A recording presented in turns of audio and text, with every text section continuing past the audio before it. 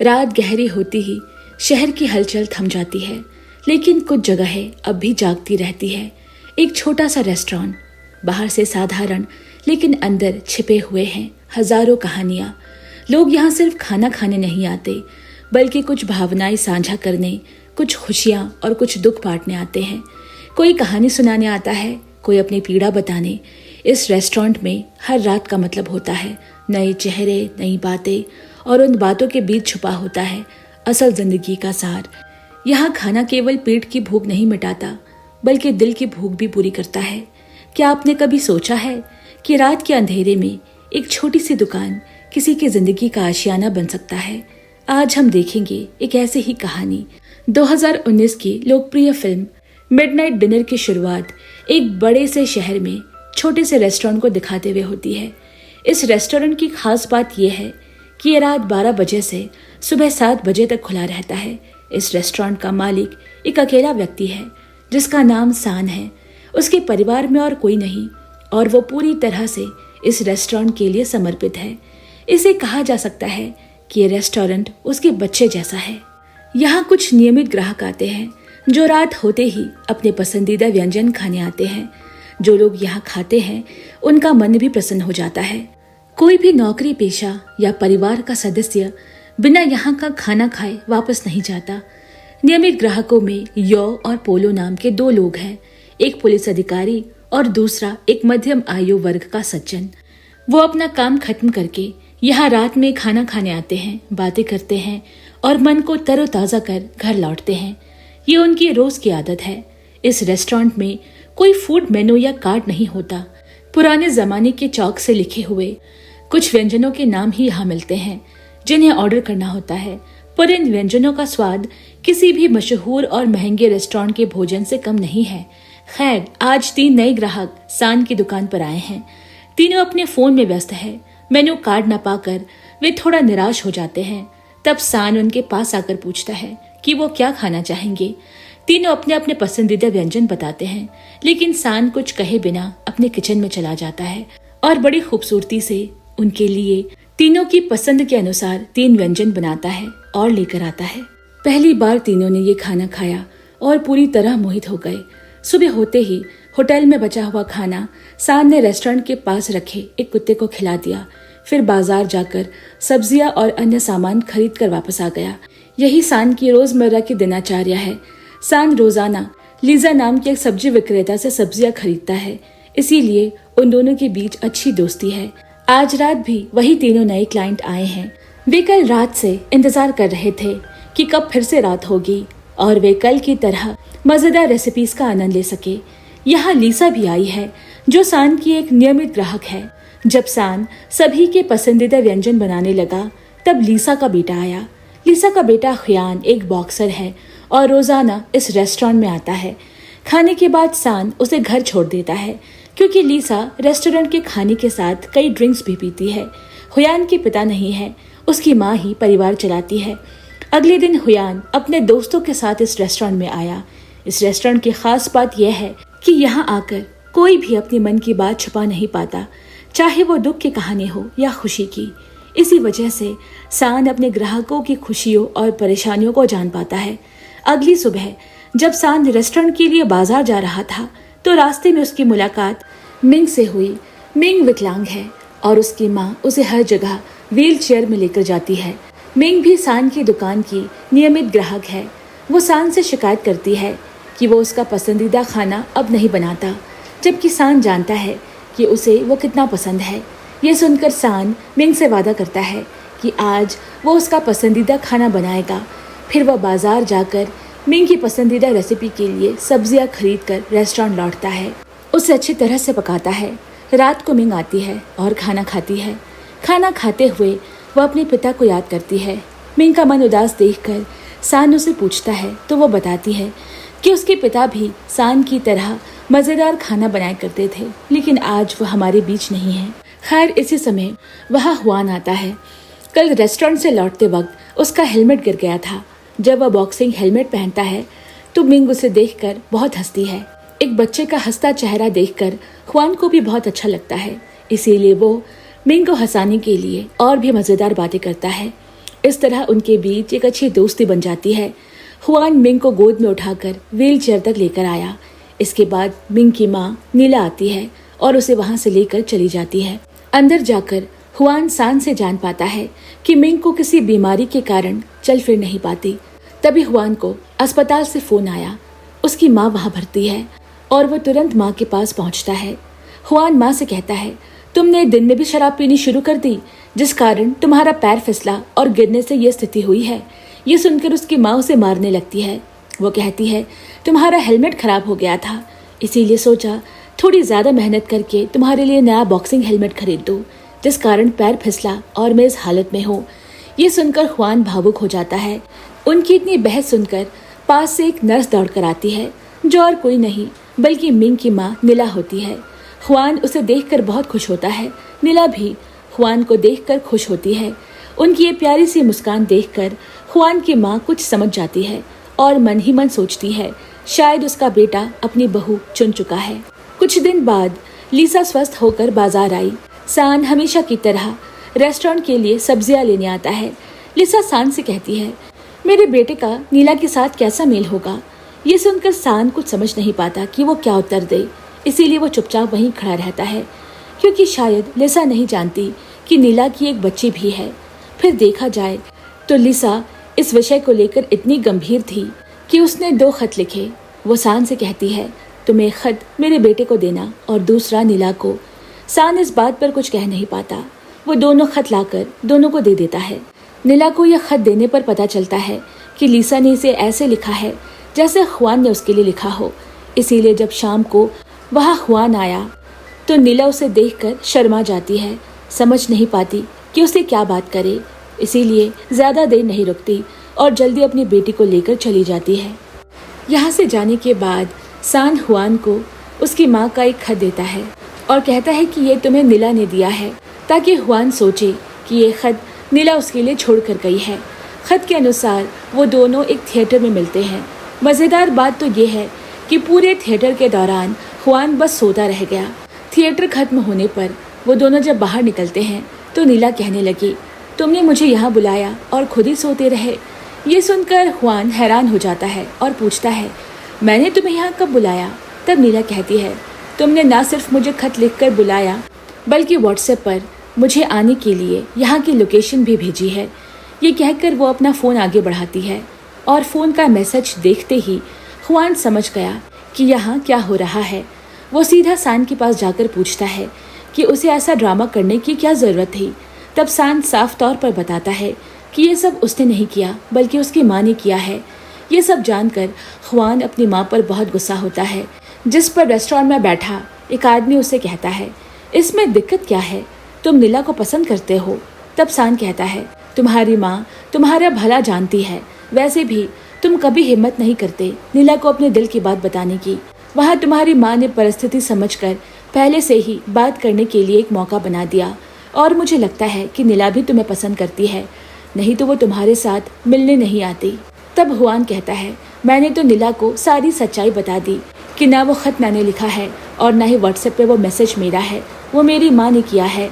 तब सान उसे सलाह देते हुए कहता है, इन सब बातों के बारे में ज़्यादा मत सोचो, जो होगा अच्छा होगा, तुम बस बॉक्सिंग प्रतियोगिता पर ध्यान दो, बाकी हम देख लेंगे। ये सुनकर हुआन अपनी प्रतियोगिता में बहुत ध्यान लगाता है।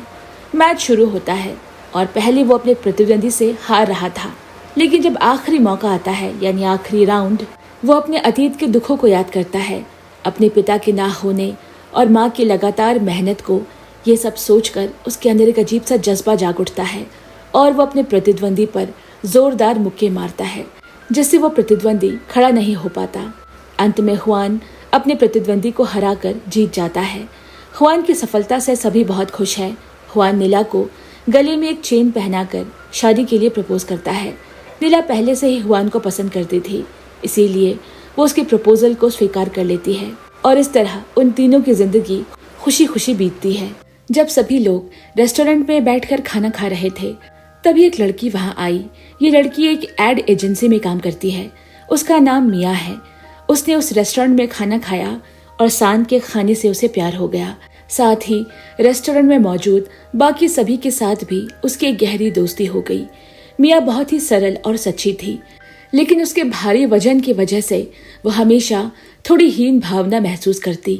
इसीलिए वो जिम जाकर अपना वजन कम करने की कोशिश कर रही है। एक दिन रेस्टोरेंट में सबके सामने उसने अपनी कॉलेज लाइफ के बारे में बताया और कहा कि कॉलेज में पढ़ाई के दौरान उसका क्रश कॉलेज का बास्केटबॉल चैंपियन था। हमेशा उसके चारों ओर खूबसूरत लड़कियां घूमती थी। ये सब देखकर मिया को थोड़ा बुरा लगता। वो सोचती थी कि शायद उसका क्रश कभी भी उसकी तरफ नहीं देखेगा, लेकिन एक दिन उसने मिया को हैरान कर दिया और अपने बास्केटबॉल पर उसका एक सिग्नेचर मांगता है। मिया पूरी तरह से हैरान रह जाती है और किसी तरह उस पर अपना साइन करके भाग जाती है। इसके बाद कई साल तक उनकी मुलाकात नहीं होती। मिया एक कंपनी में नौकरी लेती है, लेकिन संजोगवश पता चलता है कि उस कंपनी का सीईओ वही उसका क्रश है। अब वो सोचती है कि चूंकि वो कॉलेज लाइफ में उसे पसंद करता था, अगर उसने अपना भारी वजन कम कर लिया और उसके सामने जाकर प्रपोज किया तो वो उसे कभी मना नहीं करेगा। फिर भी मन ही मन डरती है कि कहीं वो उसे रिजेक्ट न कर दे। मिया सबको बताती है कि वो कंपनी का सीईओ और मैं कंपनी की एक स्टाफ, क्या वो कभी मुझे स्वीकार करेगा? तभी रेस्टोरेंट में मौजूद उसके सभी दोस्त उसे बहुत मोटिवेट करते हैं और जाकर प्रपोज करने को कहते हैं। सबकी मोटिवेशन से बहुत हिम्मत जुटाकर मिया सीईओ के पास जाकर अपने दिल की बात कहती है। वहां पहुंचकर सीईओ से देखता है और कहता है, मैं तुम्हें बहुत पसंद करता था। तुम सबकी आंखों में बहुत मासूम लगती थी। शायद तुम नहीं जानती, लेकिन अभी तक तुम्हारा वो बास्केटबॉल में किया ऑटोग्राफ मेरे पास है। फिर वो अपना फोन निकालकर अपनी पत्नी की तस्वीर दिखाता है। यह पता चलता है कि उसने शादी कर ली है। ये सुनकर मिया का दिल टूट जाता है। ये सब जानने के बाद मिया अपने दिल की बात नहीं कहती और वहां से चली आती है। फिर वह रेस्टोरेंट आकर सबको ये बात बताती है, लेकिन मिया के अंदर कोई पछतावा नहीं था, क्योंकि वो सोचती है कि जो उसे सच में प्यार करेगा वो उसकी जिंदगी में जरूर आएगा। अब उसके लिए वजन कोई मायने नहीं रखता। अगले दिन देखा गया कि पुलिस अधिकारी पोल सान से कहता है, तुम जो कुत्ते को सड़ी हुई बासी खाना खिलाते हो, अगर उसे कुछ हो गया तो पुलिस तुम्हें गिरफ्तार कर लेगी। ये बात सुनकर सान विरोध करता है और कहता है, मैं उसकी देखभाल कर रहा हूँ। असल में ये सान और पोल दोनों भाई है। बचपन में उनकी माँ ने पोल को गोद लिया था। सान हमेशा अपने छोटे भाई का ख्याल रखता था। एक दिन जब सैनिक उनके शहर पर हमला करते हैं तो सान पोल को बचाने के दौरान उसके चेहरे पर चोट लगती है। वो निशान आज भी उसके चेहरे पर दिखाई देता है। इसके बाद वो उस गांव को छोड़कर चले आते हैं। यहाँ आकर पोल पुलिस में भर्ती हो गया और सान ये रेस्टोरेंट खोलता है।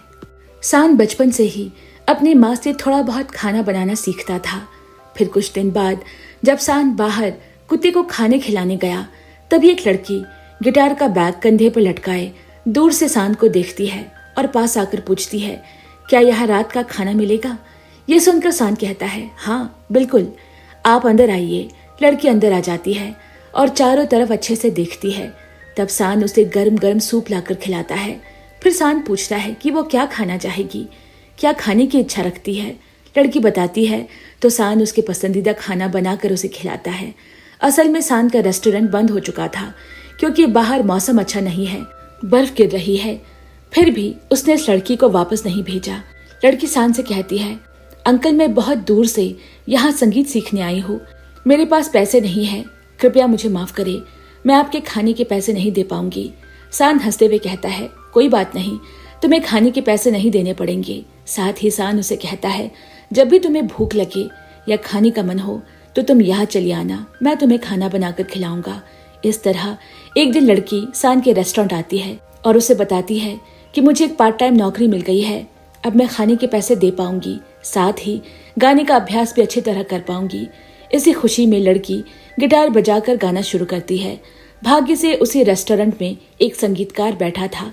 उसने उसे गिटार बजाते हुए देखा और जल्दी से कैलेंडर का एक पन्ना फाड़कर गीत के बोल लिखने लगा। इसके बाद लड़की को एक अच्छी जगह गाने का मौका मिल गया। फिर कभी उसे जिंदगी में पीछे मुड़कर देखने की जरूरत नहीं पड़ी। इतना ही नहीं, संगीत के साथ साथ अब वो दोनों एक दूसरे की जिंदगी भी बांटने लगे हैं। तब तक सब कुछ ठीक चल रहा था, लेकिन यहाँ कहानी में एक मोड़ आता है। लड़की को अचानक एक दिन पता चला कि उसे ब्रेन कैंसर है। वो ज्यादा दिनों तक नहीं जिएगी, वो बस कुछ ही दिनों की मेहमान है इस दुनिया में। लड़की समझ नहीं पाती कि वो आगे क्या करे। फिर भी जो कुछ दिन उसके पास है वो सान के ही हाथों का खाना खाने के लिए रोजाना उसके रेस्टोरेंट में आती है। एक दिन जब सान खाना बना रहा होता है, लड़की बहुत भावुक होकर उससे कहती है, जब मैं इस शहर में आई थी मुझे नहीं पता था मेरे साथ क्या होगा, फिर भी आपके यहाँ आकर मुझे आश्रय मिला, साथ ही अपने जीवन का सबसे बड़ा सपना गायिका बनने का सपना पूरा करने का मौका मिला।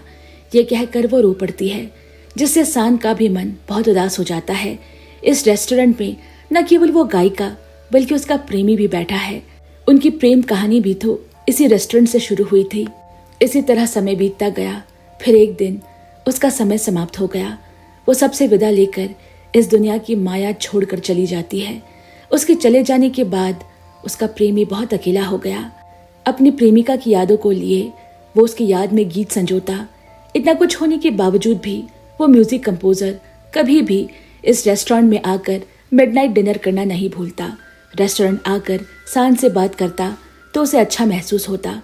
दूसरी ओर जब रात होती है और सान रेस्टोरेंट के सारे काम खत्म करके जब बाहर की साफ सफाई कर रहा है तो वो देखता है कि वहां वो कुत्ता नहीं है। वो उसे कहीं नहीं मिल रहा। वो उस कुत्ते के लिए बेचैन हो जाता है। तभी रेस्टोरेंट में एक बहुत सुंदर लड़की आती है और सान से इस रेस्टोरेंट के कुछ खाने का स्वाद लेना चाहती है। सान उस लड़की के लिए अंडे का ऑमलेट बनाता है। उस लड़की का नाम चाशिरा है और उसके बॉयफ्रेंड का नाम जांग है। वो दोनों बचपन से साथ हैं। चाशिरा पढ़ाई पूरी करके शहर आकर एक नौकरी ले चुकी है और यहीं रहने लगी है। चाशिरा एक ऑफिस में बतौर रिसेप्शनिस्ट काम करती है। साथ ही उसे मॉडलिंग का भी शौक है। जांग दिन भर गाड़ी चलाकर जो पैसे कमाता उसे अपना खर्चा चलाता है। रात को वो दोनों साथ में उसी रेस्टोरेंट में खाना खाने आते हैं। उनके बीच सब कुछ सामान्य रहता है, लेकिन एक बात को लेकर विवाद होता है। वो ये है कि जांग किसी भी हालत में नहीं चाहता कि चाशिरा मॉडलिंग करे। इसीलिए जांग हमेशा कहता है, तुम ये मॉडलिंग छोड़ दो और कोई अच्छी सी नौकरी कर लो। जब तुम्हारी नौकरी हो जाएगी तो हम दोनों शादी करके साथ रहेंगे। लेकिन चाशिरा उसकी बात से सहमत नहीं हो पाती। उसके बाद वे दोनों साथ में घर लौट रहे हैं। जांग की कार में एक आदमी चढ़ता है। कार में चढ़ते ही उस आदमी का ध्यान चाशिरा की तरफ आकर्षित हुआ। वो उसे देखकर कुछ अजीब सा व्यवहार करने लगता है। पीछे से झुककर वो देख रहा है कि चाशिरा क्या कर रही है। तब चाशिरा ध्यान से एक मॉडलिंग मैगजीन पढ़ रही थी। जांग को उस आदमी का बर्ताव बिल्कुल भी पसंद नहीं आता। कुछ देर बाद जब आदमी कार से उतरने लगता है तो वो चाशिरा से कहता है, मैं कई वर्षों से मॉडलिंग में काम कर रहा हूँ। अगर तुम चाहो तो मुझसे मिल सकती हो। मैं तुम्हें मॉडलिंग में एक मौका दूंगा। ये कहकर वो अपना विजिटिंग कार्ड देकर वहां से चला गया। ये सुनकर चाशिरा बहुत खुश होती है, मगर चांग बेहद गुस्से में है। वो गुस्से में कहता है, तुम कभी उस आदमी से मत मिलना, ना ही उसके साथ कोई बात करना। उस आदमी को देखकर मुझे ज्यादा फायदा नहीं लगता। मुझे लगता है कि तुम्हें ऑडिशन के बाद भी कोई अच्छा मौका नहीं मिलेगा। ये सुनकर चाशिरा का मन बहुत दुखी हो जाता है। वो गुस्से में जांग से बात किए बिना दूसरी ओर मुड़ जाती है। फिर जांग समझाते हुए कहता है, इस शहर में रातों रात फेमस होना इतना आसान नहीं जैसा तुम सोच रही हो। चाशिरा गुस्से में कहती है, तुम कहना क्या चाहते हो? मेरी कोई योग्यता नहीं और मैं अपने सपनों को पूरा नहीं कर पाऊंगी। मैं मॉडल नहीं बन सकती। ये कहकर वो गाड़ी से उतरकर चली जाती है। अगले दिन चाशिरा उसी आदमी के विजिटिंग कार्ड को देखकर उसके पते पर पहुंची ऑडिशन के लिए। तब उसे एक लाइव प्रोग्राम में खुले और आकर्षक ड्रेस पहनाकर ऑडिशन देने को कहा जाता है। लाइव आने के बाद वो अपने बारे में कुछ बताना चाहती है। वो बहुत कोशिश करती है लाइव आकर सबके साथ बात करके खुद को थोड़ा एडजस्ट करने की, लेकिन वैसा नहीं कर पाती। इसीलिए उसका मन उदास हो जाता है। दूसरी ओर चाशिरा को इस तरह देखकर जांग को बहुत गुस्सा आता है। वो मन ही मन सोचता है, उसने एक बार भी जाने से पहले मुझे बताने की जरूरत नहीं समझी। साथ ही इतना खुला ड्रेस पहनकर सबके सामने आना भी उसे पसंद नहीं आता। फिर रात को जब वो दोनों साथ में रेस्टोरेंट में खाना खाने जाते हैं तो जांग गुस्से में कहता है, तुम्हारे इस ड्रेस की वजह से लाइफ में कितने लोग नेगेटिव कमेंट कर रहे थे। तुम्हें इसका कोई अंदाजा भी है? तुम्हारे दिमाग में कोई समझदारी है भी या नहीं? फिर भी तुम मॉडल बनना चाहती हो। ये बातों बातों में दोनों के बीच फिर झगड़ा शुरू हो जाता है। चाशिरा ये अपमान सबके सामने सह नहीं पाती। वो उसके सामने कहने लगती है, तुम खुद को समझते क्या हो और मुझे क्या समझते हो? मैं अपने सपनों को पूरा करके एक दिन जरूर दिखाऊंगी। ये सब सुनकर बाकी ग्राहक हैरानी से दोनों की ओर देखते हैं। और चाशिरा वहाँ से उठकर चली जाती है। ऐसे कई दिन बीत जाते हैं, उन दोनों में से कोई भी रेस्टोरेंट नहीं आता। एक दिन जियांग रेस्टोरेंट में आकर बहुत शराब पी लेता है। तभी वहाँ बैठा बूढ़ा आदमी कहता है, अगर लोग दिल के दुख को भुलाने के लिए शराब पीने लगे तो शहर के सभी लोग एक दिन शराबी बन जाएंगे, क्योंकि हर किसी के मन में कोई न कोई दुख होता है। अपने आप को थोड़ा समझाओ और धैर्य से चाशिरा से बात करो, फिर देखना सब कुछ ठीक हो जाएगा। तुम जिसे जीवन साथी बनाना चाहते हो उसे समझ पाओ तो तुम्हारा जीवन बहुत सुंदर होगा। दूसरी ओर वही आदमी चाशिरा को मॉडलिंग का अवसर देकर 2 साल के लिए एक कॉन्ट्रैक्ट पेपर पर साइन करवा लेता है। साथ ही उसे एक शर्त भी जोड़ता है कि तुम्हें विदेश जाकर एक ट्रेनिंग करनी होगी।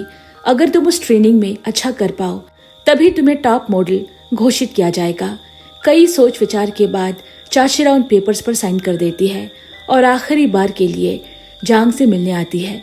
तब जांग चाशिरा से माफी मांगता है और कहता है, मैं कभी तुम्हारे सपनों के आड़े नहीं आऊंगा, कभी उन्हें पूरा करने के लिए बाधा नहीं बनूंगा, हमेशा तुम्हारा साथ देने की कोशिश करूंगा। सब कुछ कहने के बाद वो अपनी जेब से एक अंगूठी निकालकर चाशिरा को शादी के लिए प्रस्ताव देता है। लेकिन उसके प्रपोजल पर चाशिरा खुश तो है, पर अब उसके पास कुछ और करने को बचा नहीं। वो मुस्कुराते हुए वहीं खड़ी रहती है। वो जांग को ना हाँ कहती है ना।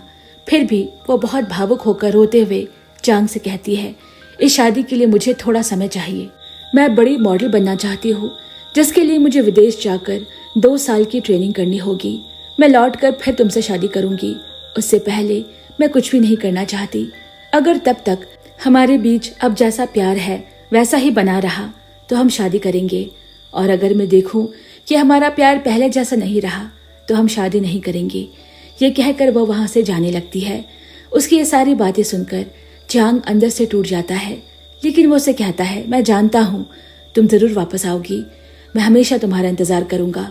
ये सारी बातें चाशिरा के मन में चल रही है जब वो रेस्टोरेंट में बैठकर खाना खा रही थी। उसका उदास मन देखकर सान समझ जाता है कि कुछ हुआ है, इसलिए वो चाशिरा को मोटिवेट करता है। जीवन में कुछ पाने के लिए बहुत मेहनत करनी पड़ती है, बहुत कुछ त्यागना भी पड़ता है। अगर तुम अपने ऊपर विश्वास रखकर काम करोगी तो एक दिन तुम कुछ अच्छा कर पाओगी। सान की ऐसी बातें सुनकर चाशिरा को बहुत हिम्मत मिलती है और वो अपनी मॉडलिंग की अंतिम फोटोशूट के लिए निकल पड़ती है। ऐसे समय में पीछे से टैक्सी लेकर जियांग आता है। उसे देखकर चाशिरा बहुत खुश होती है, क्योंकि आने वाले 2 सालों में वो भले ही एक मॉडल की तरह खुद को स्थापित ना कर पाए, लेकिन उसे इतना समझ आ गया है कि चाहे वो कुछ भी करे या ना करे, जांग हमेशा उसके साथ है। वो इस तरह अपनी मॉडलिंग में खुद को स्थापित करती है और उसकी तस्वीरें शहर के जगह जगह फैल जाती है। और इस तरह सान के इस रेस्टोरेंट में जो भी आते हैं वो एक दूसरे के बहुत करीबी बन जाते हैं।